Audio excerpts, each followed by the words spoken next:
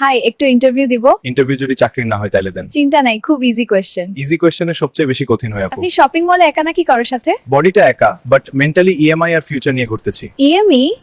যা কিনবো সব কিস্তিতে কিনবো। আজকে কি কিনতে এসেছেন? প্ল্যান ছিল একটা শার্ট।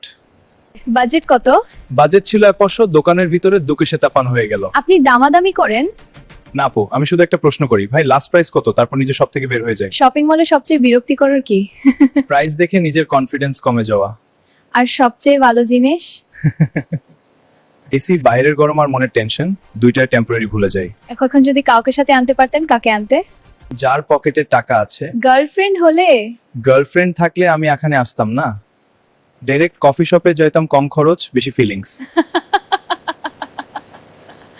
এই প্রেমের সবচেয়ে বেশি খরচ কোথায়? চা কফিতে না আপু, কিছু খেতে ইচ্ছা করছে আলাইন।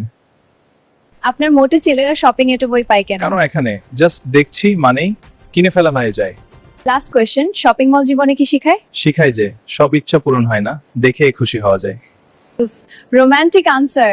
রোমান্টিক কথা free, but shopping always paid.